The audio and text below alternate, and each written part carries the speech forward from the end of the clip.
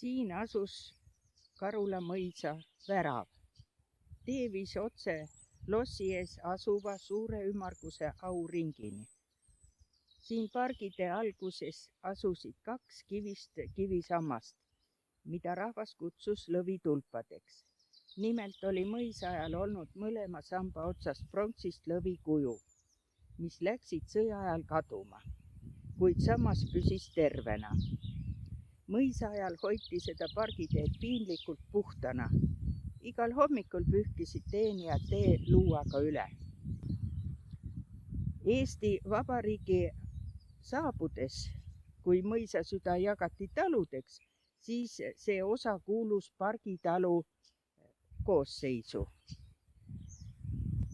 Kivist postid annetas pargitalu omanik Kaitseliidu Karula kompaniile, millest nad tegid Lüllemäele vabadussamba. Nõukogude ajal sõitsid sinna autod.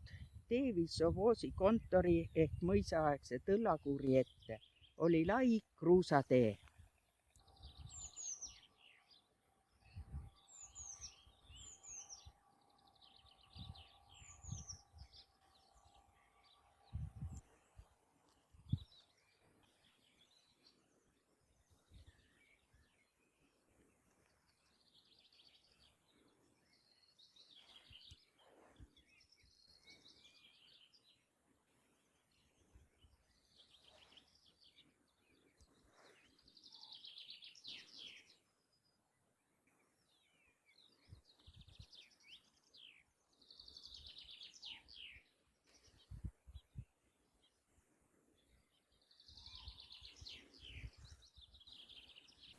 Istun praegu Karula lossi ees ühe samba aluse peal.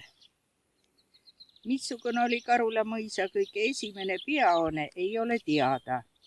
19. sajandi lõpus seisis mõisa südames eelnevate sajandite jooksul aset leidnud ehitustegevuse tulemusena suurejooneliste mõõtmetega oma põhimahus barokse vormiga esinduslik peahoone.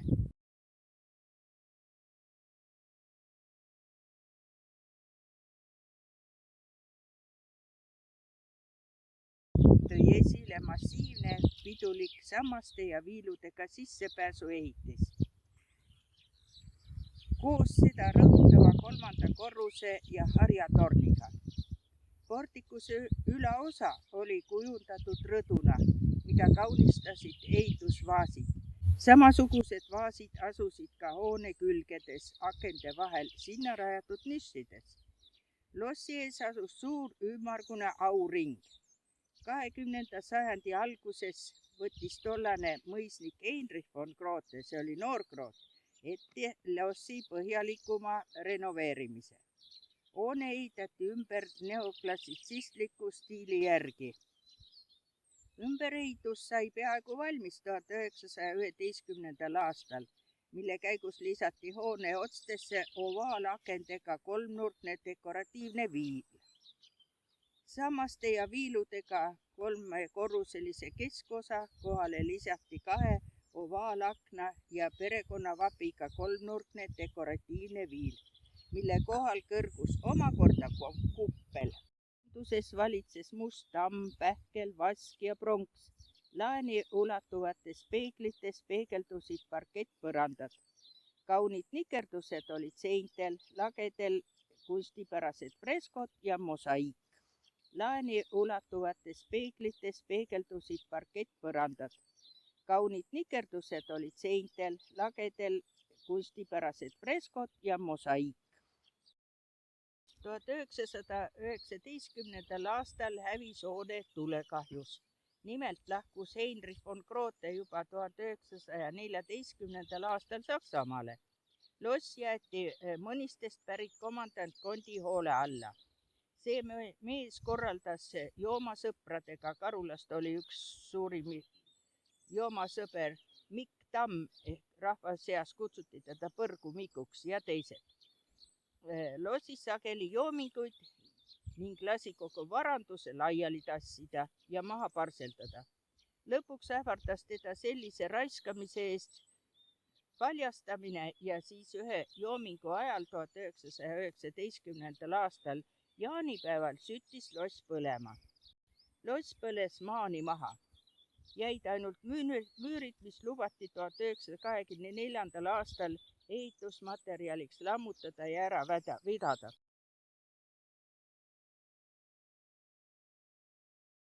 Mõisa peahoonest ehk lossist on säilinud vaid hoone juurde kuulunud keldrid maapinnas.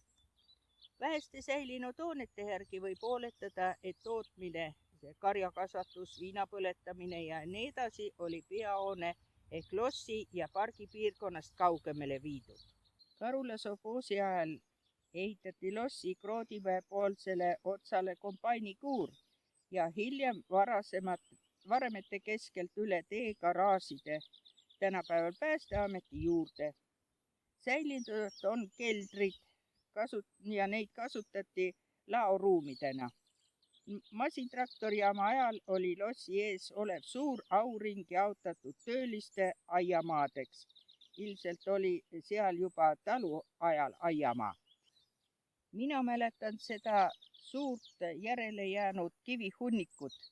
Kombainikuuri ehitamist ma mäletan. Sovhoos sai mitu uut kombaini ja neile oli vaja varjualust. Osa sellest suurest kivihunnikust veeti kuhugi ära ja otsapajale ehitati kõik kombainikuur. Hiljem ehitati endise lossi taha autodele garaaž. Pool lossist järele jäänud kivihunnikust aeti laiali ja veeti ka ära ning sinna ehitati tee garaaži juurde. Järele jäi tiigipoolne ots koos keldriga. Mäletan veel, et keldris müüdi liha. Müüjaks oli laohoidja Kiire Arts ehk Arnold Arts. Ja liha müüdi sovhoosi töölistele. Kaugemale asuvates keldrites asus vist õliladu, kust masinad said õli. 80. alguses töötas sovhoosis metsatehnikuna Veera Kender, kes kujundas kontori ehk selle tall-tõllakuuri esist. Tegi lossist järele jäänud kivihunnikule kiviktaimla, aga sellel ei olnud pikka iga. Praegu on veel näha lossi ees olnud samba alus, millel ma praegu istun. Vanade inimeste jutu järele olevat lossi trepilt näha olnud Pikkerv, aga mina arvan, et ülevalt rõdult võis küll näha, aga mitte trepilt. 1950. aastatel anti ka minu vanematele masintraktorijaama ajal aiamaa endise lossi auringile. Ilmselt oli seal juba taluajal olnud aiamaa või põllulapp. Käisime seal kitkumas, kartuleid panemas ja võtmas. Hiljem jäeti see ala lihtsalt heinamaaks, nagu praegugi on.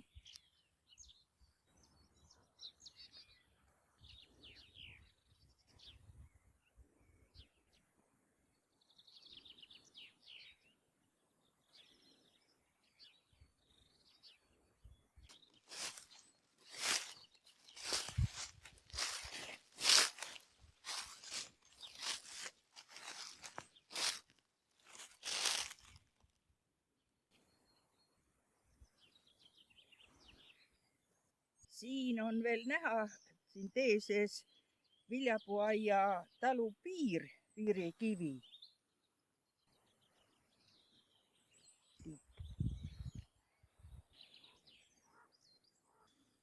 Siin oli viljapuuaed, mõisa viljapuuaed, see Päästeameti alune ja läks sinna tahapoole ja suur viljapuuaed, õunapuud olid siin.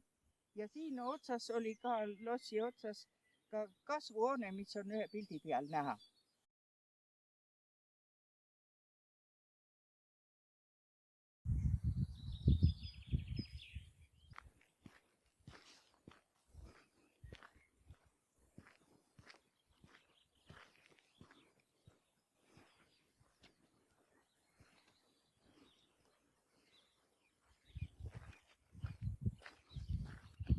Siin ongi see kombainikuur, mis ehitati sovhoosi ajal kombainide tarvis. Ja eemal näeme aednikumaja, mis on ka alles. Ja veel on ka mõisaaegsetest hoonetest veel see väike kelder, mis paistab see punastest telliskividest. Siin. See on kelder. Ja siit läheb siis tee otse Kroodimäele.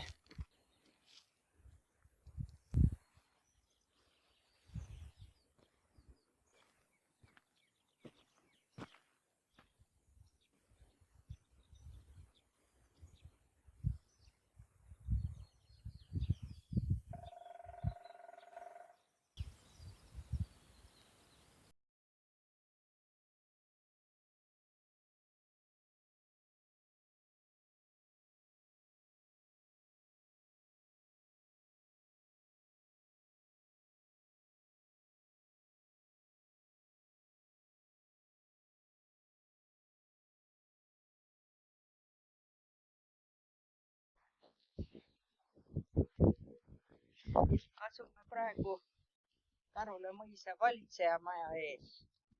Valitsejamajas elas mõisa valitseja, rahvasuus nimetati teda Ortmaniks, mis tuleb saksakeelsest nimetusest Amtmann, ametimees.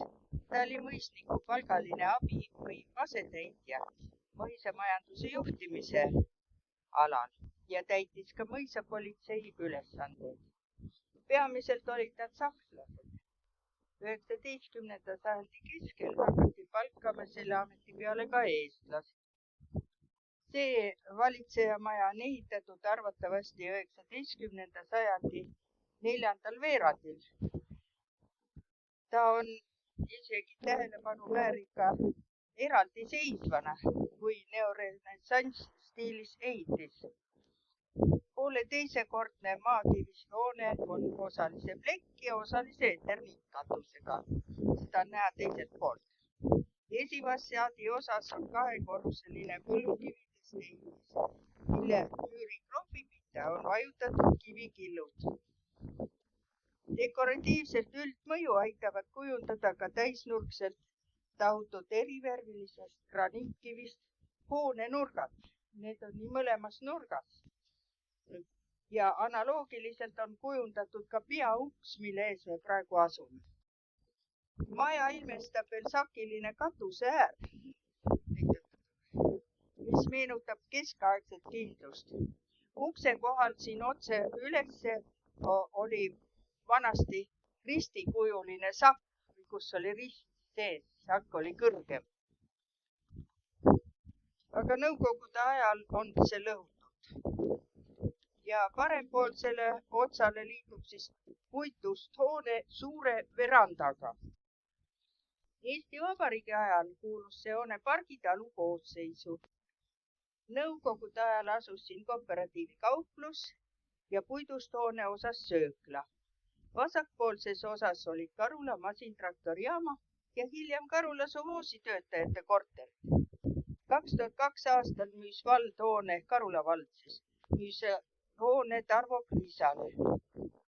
Ja praegu on see maja tühi ja nagu näete, siis ka viletsas olukorras.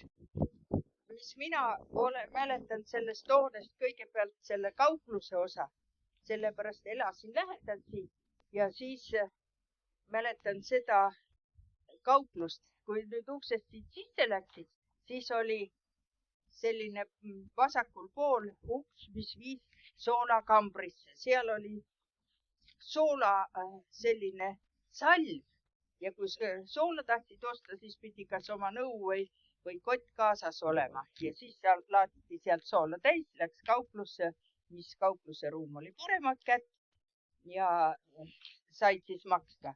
Muidugi alguses oli siin lett, et kaupmees seda müüs kaupa leti tagant.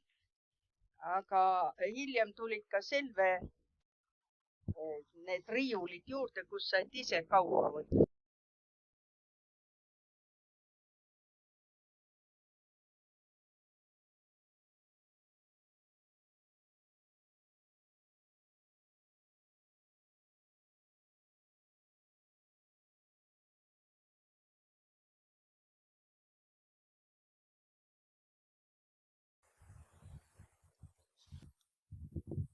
Veel on mul lapsepõlvest meelde jäänud, et käisime vennaga siin ostmas väikseid šokolaaditahvleid, need olid pisikesed, sellised hästi õhukesed ja rohelised ja valget kirja, musta-valget kirjaleht oli peal. Ja see oli nii maitsev, öeldi, et need on Soomest toodud šokolaadid, maksid 20 kopikat, kui ta oli ja praegu siin ei ole ma sellist maitset leidnudki. Nagu näete, praegu siin on näha see kaarhuks ilusti. See kandiline uks on hiljem juurde tehtud, nii et alguses on olnud see ilus välisuks selline kaares ja kividega kaunistatud, punaste telliskividega. Aga see on nüüd kaupluseaegne ehitus, see ukse osa. Siin oli hästi palju, kui lõuna tuli, siis oli hästi palju rahvast siin. Kõik käisid põllutöölised ja traktorijaamatöölised ja kontoritöötajad ja käisid siin ja aeti juttu ja pingid ka veel teede või selle seina ääres, kus sai istuda ja oli nagu suhtluskoht. Veel on siis siin otsas see puidust osa. Seal oli söökla, seal muidugi lõunatati ja sööklast on muidugi nii palju meeles, et minu esimene töökoht oli seal sööklas. Siis oli Koidu oli kokk, kooperatiivi kokk ja kuna šefid olid Karula sovhoosis oli vaja tööjõudu, siis mina sain ka sinna 3 kuuks suveks peale kooli lõpetamist töötasin ka seal köögiabilisena.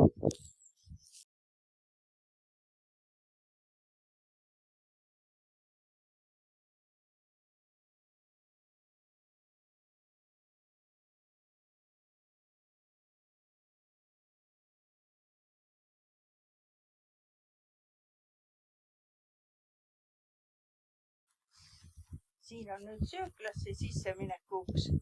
Järgmine on siis kaupluse, sealt see lukuga ja see heledam uks ka.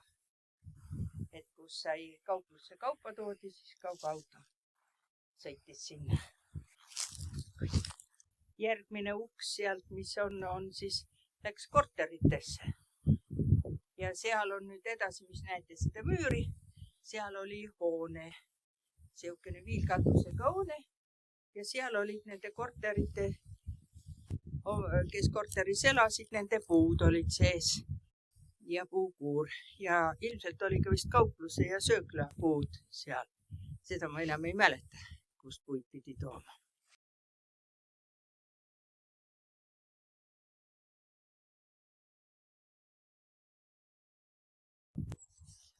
Siin oli siis nagu mõisa ajal oli siin nagu siseõu. Aga mina ei mäleta siit suurt midagi, sellepärast on enam-vähem ainult seda suur kivihunnik oli siit. Ta oli hästi kõrge, nagu praegu, kus seal kivid on ja seni kuni siia vana söökla otsani. Ja hunnik oli sama kõrge või kõrgemgi veel, kui praegu seal too müür, mis on restaureeritud sinna natuke. Ja seal on seda näha, seda müüri, missuke too maja oli. Et mäletan seda suurt kivihunnikut ainult. Aga millal see kõik ära kokku lükati või siia hunnikusse ära lõuti, seda ma ei tea. Ja ei ole õnnestunud nagu teada saada ka. Siin on nüüd hobuseraua taoline ting ja mina mäletan, siin oli saare peal oli saun ja terve MTJ või masintraktorijaama töölised ja Karula rahvas käisid siin saunas, kus said pesta. Ja aga mõisa ajal ei oska öelda, mis siin oli. Ise kujutan ette, et siin oli mõni lehtla või kus need härrad ja prouad said istumas käia.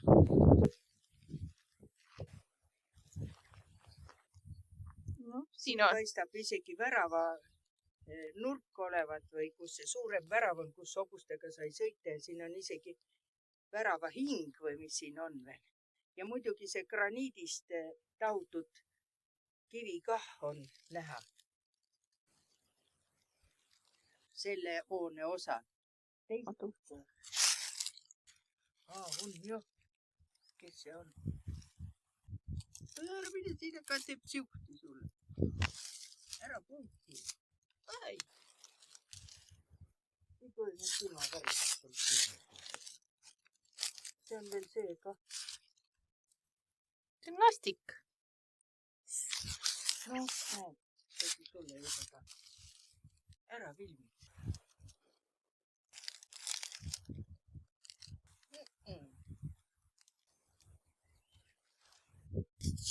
Selle sama väravaposti teine pool. Ei ole väga.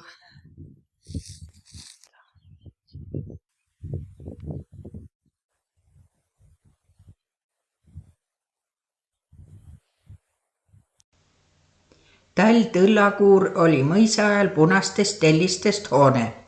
Missugune see algselt oli, ei ole õnnestunud teada saada. Parempoolses otsas oli Karjamehe korter. Eesti ajal kuulus Tall Tõllakuur Tuurna talu koosseisu. Omanikuks oli Raudsepp Karl. 1950. aastatel asus siin Karula masintraktorijaama kontor, hiljem Karula sovhoosi kontor.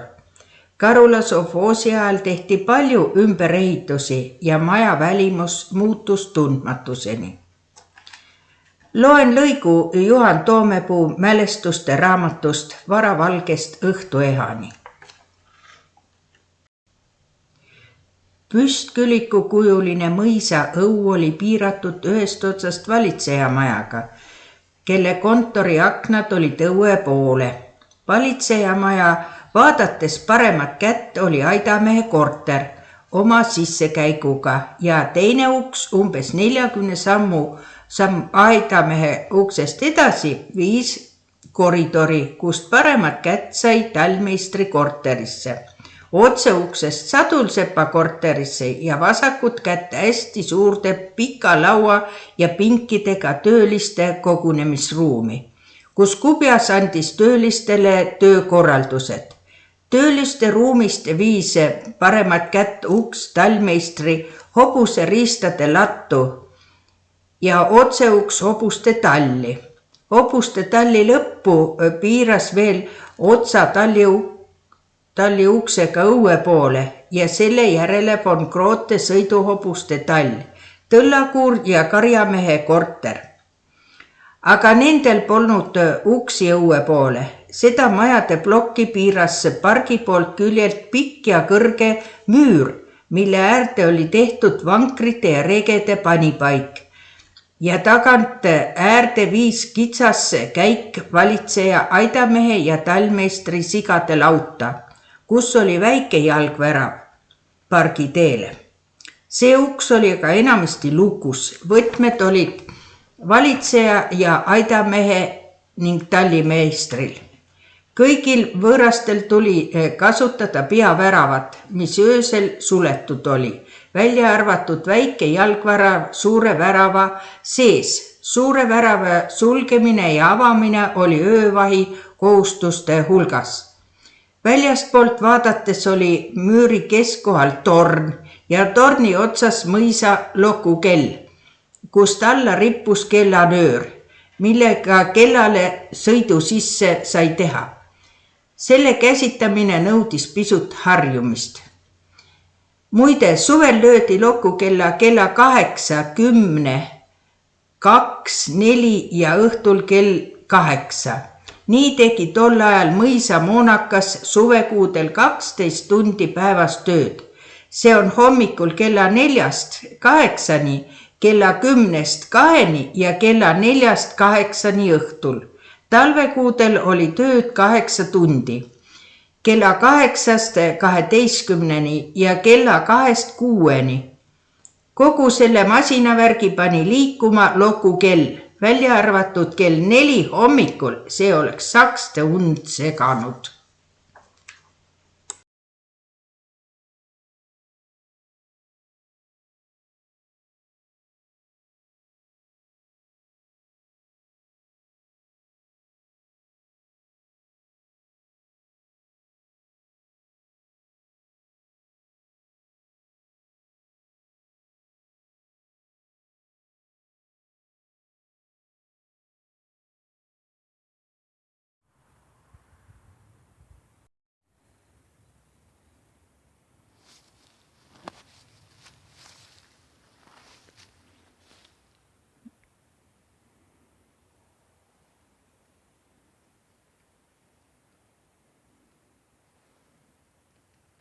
Karula mõisal oli 2 moonamaja.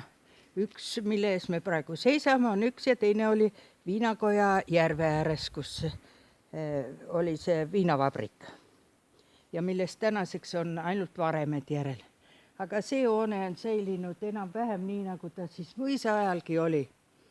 Ja on pikk maja selline, katus oli tal ka S-kividest punase kivi ja sokkel on maakividest ja teine korrus või teise korruse osa on kroofitud siis.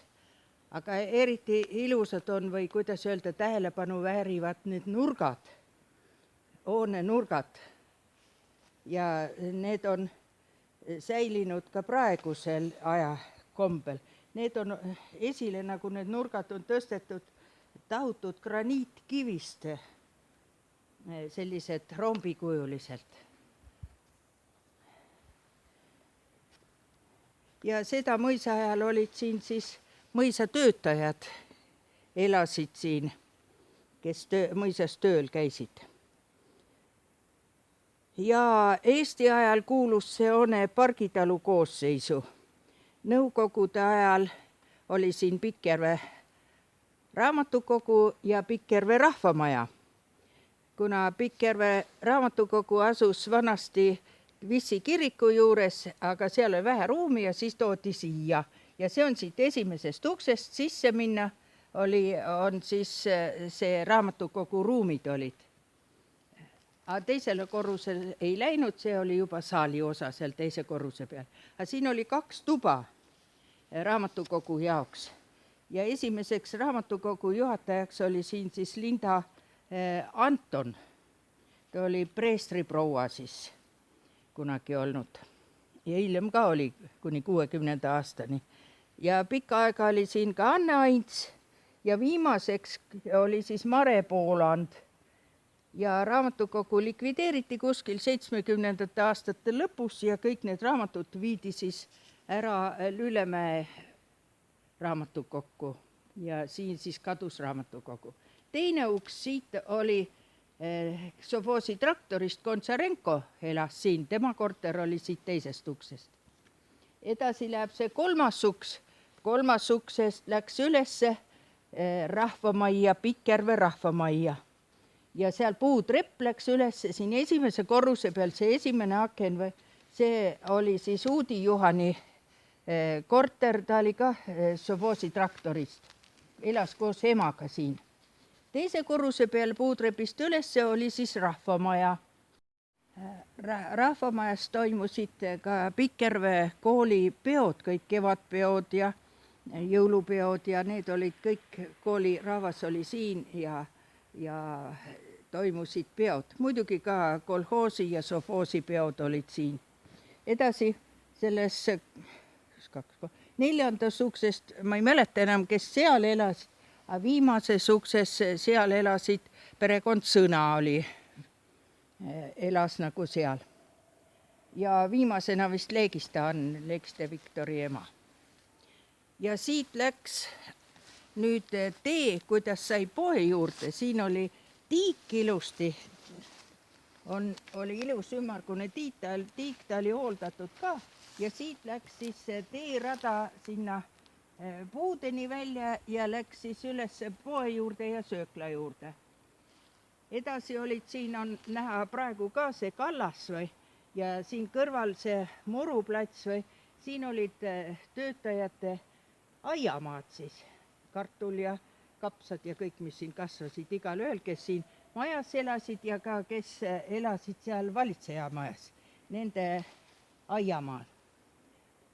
Aga siin nüüd selle maja otsas, siin oli laut sovhoosi ajal, aga mis ta ka mõisa ajal oli, seda ma nüüd ei oska öelda ja see tegutses seni kuni 80. aastate lõpus vist Kondi-Koidu loomad olid viimati siin sees. Et siin olid nagu nendel, kes siin elasid, nende loomad. Ja siit läks ka siis otse tee siit põllu, ütleme, aiamaa vahelt läks ka tee, praegu ka natuke seda teed nagu näha või jalgrada läks üles sinna niinimetatud kontori või tõllakuuri juurde ja sinna poole.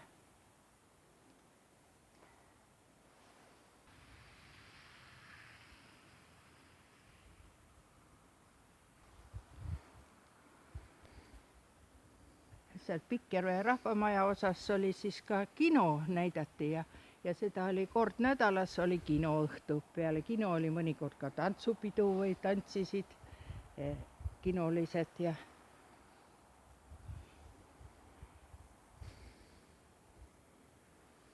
siit läks tee siis edasi Pikkervele.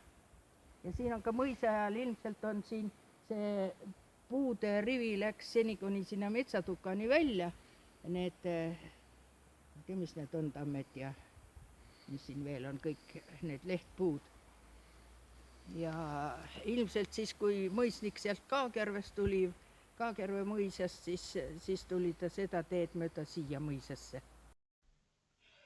Pikkerve ja Karula teed edasi minnes jõuame mõisa värava juurde, kus üle tee asusid 2 karjalauta ja küün. Mõisas olid karjakasvatus ja tõuaretus heal järjel. Krooted said mitmeid auhindu Ida-Friisi karja eest. Karula sovhoosi ajal oli lautade ja küüni asemel naftabaas, nafta, bensiini ja õli jaoks. Viinakoja järve ääres asusid mõisa ajal viinaköök, sepikoda, moonamaja, lauavabrik ja natuke kaugemal rehi. Tootmishoonete kompleksi kuulus ka veidi eemal asuv Kuivati. 1922. aastal sai moonamajast alguse suur tulekahju, kus hävisid nii karjalaudad kui ka Viinakoja järve ääres asunud hooned. Kokku 7 hoonet. Alles jäi Sepikoja hoone ja moonamaja varemed. Eesti ajal kuulusid Viinakoja järve ääres olevad hooned ja maa Kivisaare 77 talu koosseisu. Omanikuks oli Kriiva Jaan. Karula tuuleveski asub Koikküla Lüllemäe tee ääres künkal. Tuulikus jahvatati jahu ning ehitatud on see 19. sajandi teisel poolel. Viimati oli tuulik töökorras umbes 100 aastat tagasi. Möldrimaja on ühekorruseline viilkatuse ja krohvitud seintega kivist elamu.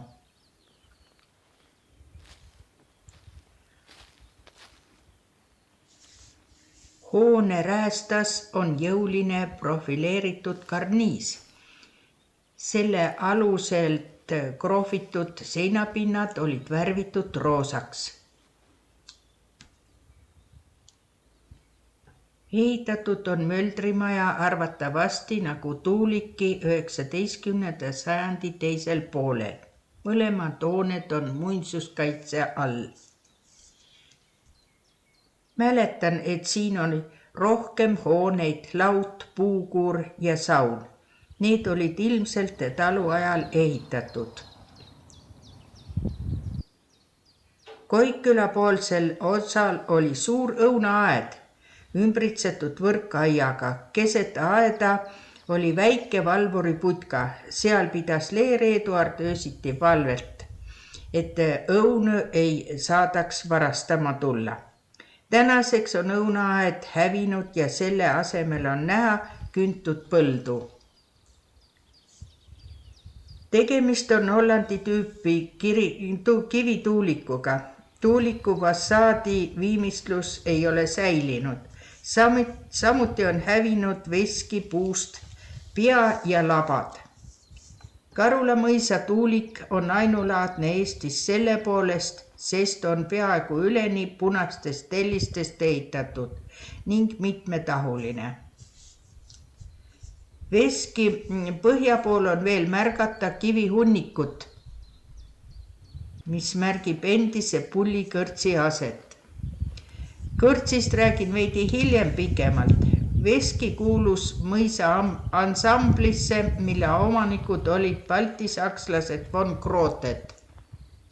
Eesti ajal kuulusid Tuulik ja Möldrimaja Karula tuuleveski A151 talu koosseisu. 1939. aastal oli omanikuks Leontine Rohtla, hiljem Leer Eduard. veski sees on üks kivi, kuhu on kraabitud mölder veekõiv.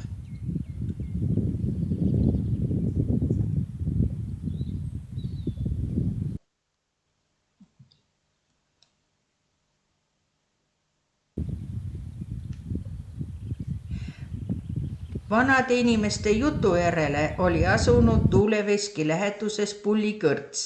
Levinud on ka jutt Karulas elanud vembumehe kõrtsist käimisest, kelle nimi oli Raha Jakob.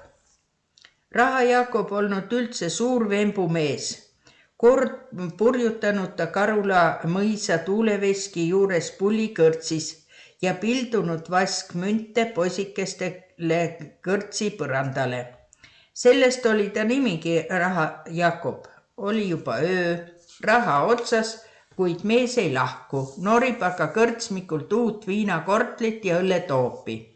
Ei jäänud muud üle, kui visati mees ukse taha. Raha Jakob oli sellest rängalt solvunud. Õues oli lämbe ja häikeseelne ilm. Mees laskus põlvili, pilk suunatud tuuliku tiibadele, tõstis käed kokku pandult taeva poole ja hüüdis valjul häälel piibli sõnadega. Rebastel on urud, lindudel taeva all pesad, aga inimese pojal ei ole mitte kuhu pead võiks panna.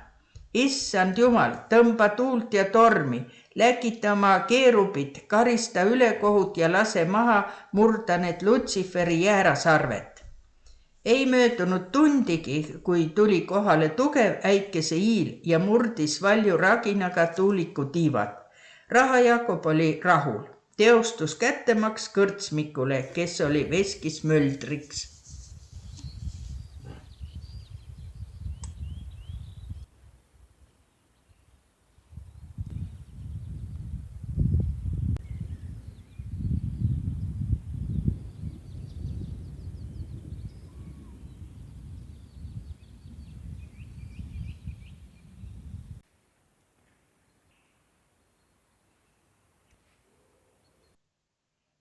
Mõisa peahoone varemete eest suundub Tamme allee üle maantee endisele krootede matmispaigale, niinimetatud Kroodimäele. Kabeliaia alguses seisavad teineteisel pool teed 2-3 graniitplokist posti. Keset mäge oli ilus punasest tellisest musta kiltkivi katusega neogooti stiilis kabel. Hoonel olid kahel pool ust nikerdatud sambad ning ukse kaare kohal mõisavapp, harjal rist ja väike kell. Matmispaik asutati 1860. aastatel. Esimesena maeti Moritz von Groote abikaasa Anette. Sel ajal ehitati mäele telliskivist kabel. Hauad kaeti mustade marmorplaatidega. Haudade keskel nelinurksel kivist alusel seisis 3 meetri kõrgune pronksist ingli kuju. Ingli kuju hävitati 1950. aastatel. Lapsena käisin Kroodimäel, kuna elasin sellele päris lähedal ja kooli ning kodutee viis ka sealt päris lähedalt mööda. Kabelil oli siis veel katus peal ja põrand all. Seinal olid mustad väikesed umbes 10x10 sentimeetri suurused plaadikesed, mis pudenisid juba siis põrandale. Laste seas oli populaarne nende plaadi nurkadega kirjutada, seda tegin ka mina. Auakoha ümbrus oli piiratud kiviste postidel oleva jämeda ketiga. Ketti praegu enam ei ole ja postid on ka ligadi-logadi. Hauaplaate oli ka siis 6. Kandilisel alusel inglit juba siis ei olnud ja seda ma ei mäleta.